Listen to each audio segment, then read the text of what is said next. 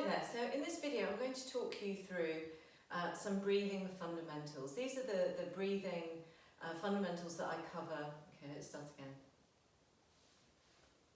Hi, in this video I'm going to cover some breathing fundamentals. So these are some of the key breathing points that I usually go through with beginners and anybody starting classes. These are the sorts of things we cover that give you a really good foundation for what to pay attention to with your breathing when you're doing yoga.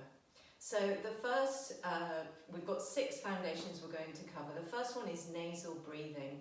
When you're doing your yoga, aim to breathe in and out through your nose as much as possible. There are some instances where exhaling through your mouth is fine. If you feel like you need to do that, that's fine. But we are aiming to breathe in and out through the nose unless it's a specific breath exercise that uses mouth breathing. There are some really key benefits to nasal breathing, and it's a great thing to start to be more aware of in your daily life as well. Like, do you tend to breathe through your mouth?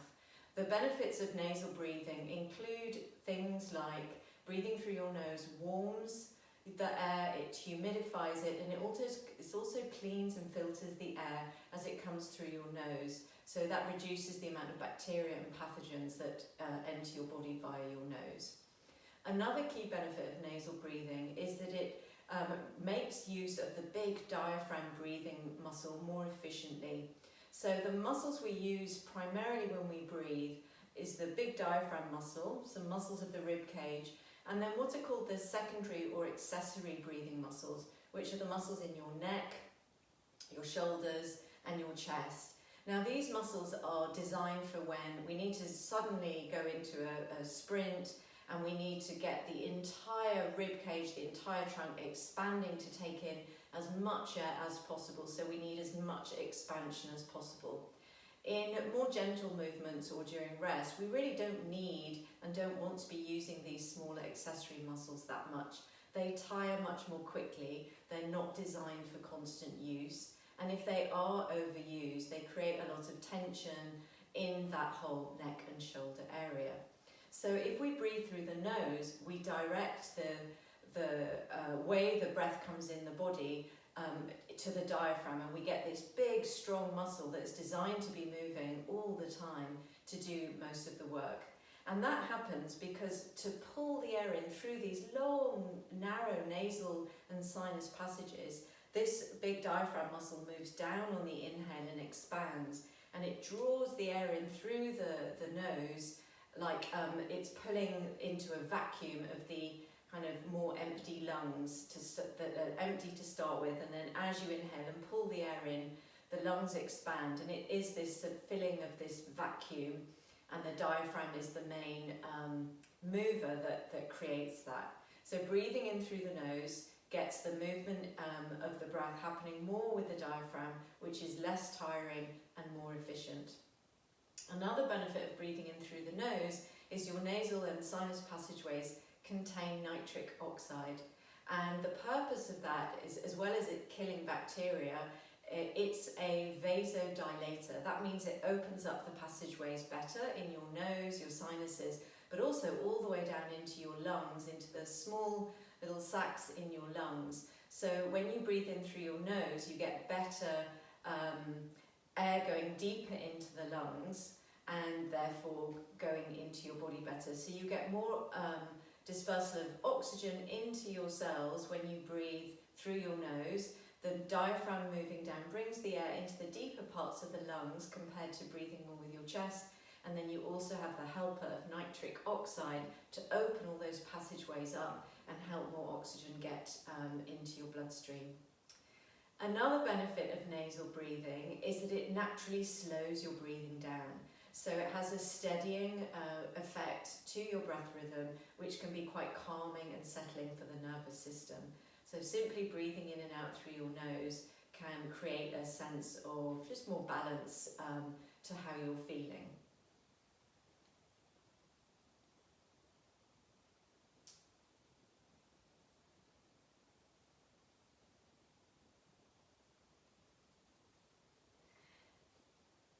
And then finally, because of all these benefits of using the lower lobes of the lungs better, opening up the passageways of the whole respiratory system better.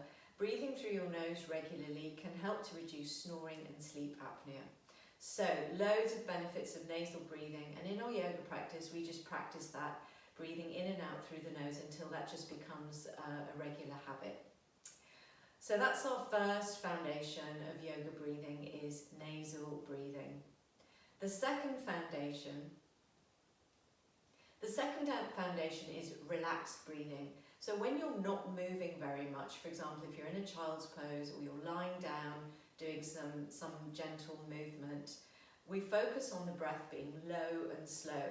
And again, this is to utilise the more efficient breathing pattern of getting the diaphragm to do most of the movement of breath for you.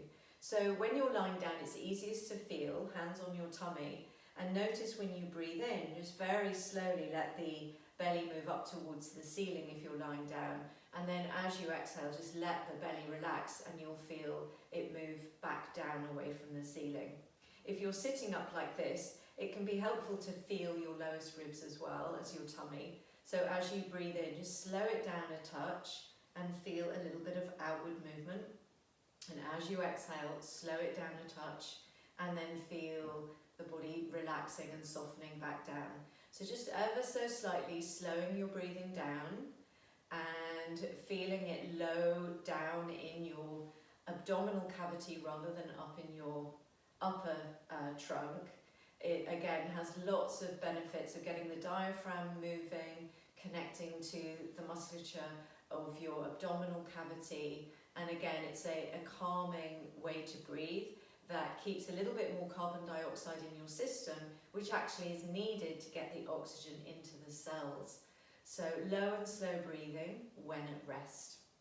The third foundation of breathing in yoga is how we breathe when we're in more active movements. And what you'll find is when you're doing something that is a little bit more exerting, you'll just naturally breathe in more fully, take in more air as you need. And we simply bring our attention to this. So we bring our awareness to feeling a little bit more expansion out through the trunk. So when you're exerting yourself, that's when you do feel more movement in your chest, your shoulders. You'll feel the whole of your entire trunk expanding more. And in yoga, we make use of the expansive capacity of the lungs to find stretch right through the trunk, especially the thoracic area or your rib cage. And we use arm movements to help us find that. So you might be reaching up and then focusing, directing your breath more to the side you're reaching up on, so that you create stretch through all the little intercostal muscles, all the muscles along your side and your back. And when you do that regularly in lots of different shapes, whether it's side bending, reaching up, rounding into your back, rotating, all these movements just help your entire trunk to start feeling less restricted and have more sense of freedom and pliability. So in exertion and in movement, we do want to expand the breath and direct it to particular areas and just kind of counteract the effect of daily life, which can be a little bit of constriction creeping in. So the third foundation is in active movement, we want to feel a more expansive breath.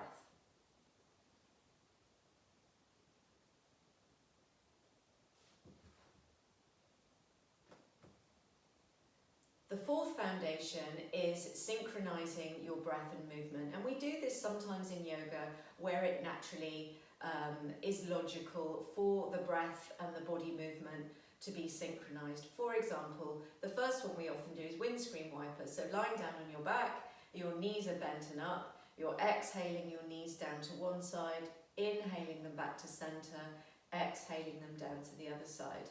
And there are some few benefits of this. So one of them is it helps to create concentration. You have to really focus on what you're doing with your body to do the movement and the breath at the same time.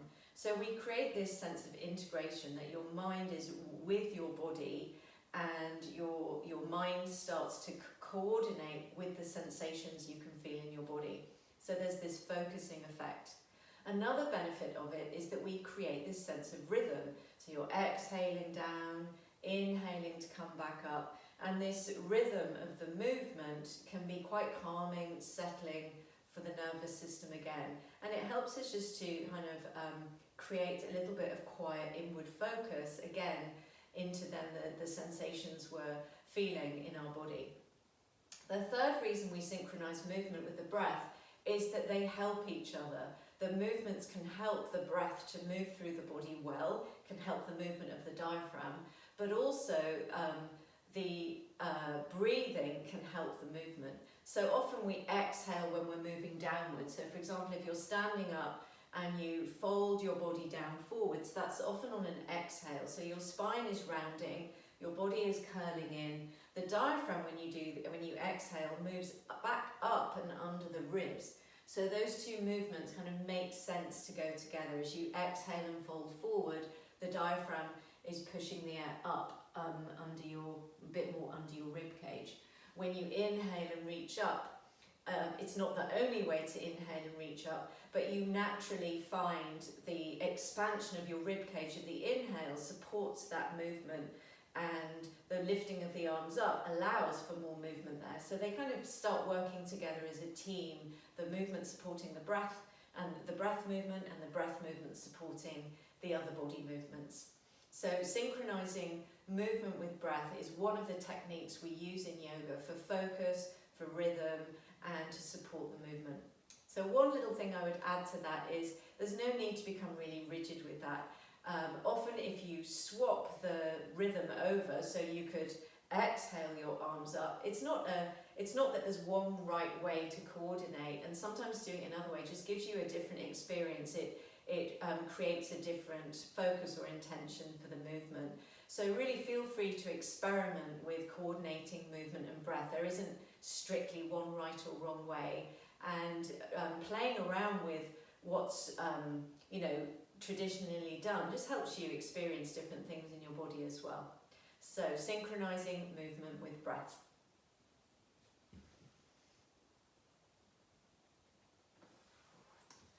So our fifth foundation is breath as a movement guide. So ultimately we want to feel the breath kind of guide us in the movement. Is the breath feeling easeful and supportive for the movement we're doing? So the breath can give you a lot of information about how you're moving. If you notice your breath becoming a little bit tense or ragged or just restricted in some way, then that might be time to ease off the movement, find some change to how you're doing a movement. Ideally, you want to be able to breathe quite smoothly through a movement. Having said that, when you're exerting yourself or you're trying something new, for a while the breath might become shallow and a little bit more ragged, and just noticing that is the practice. So really what we're talking about is breath awareness, noticing what the breath is doing as you do different things. And yes, ideally aiming for your breath to be easeful and to support your movement, but letting your breath be your guide and using it as a tool for body awareness. And finally, the last foundation for breath that I like to emphasize is lengthening the exhale. And this can be done in child's pose, it can be done standing up at the top of the mat, maybe with your hands on your body. Or my favourite is to just doing it lying down at the end of your yoga.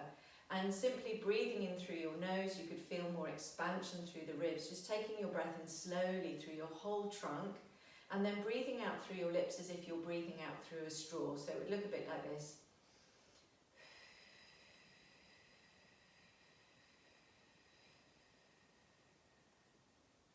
And noticing by narrowing that exit of the breath and being able to control it, it really slows your breathing down. And if you relax as you exhale and do that, you can almost feel like your trunk is just very softly and gently deflating like a balloon.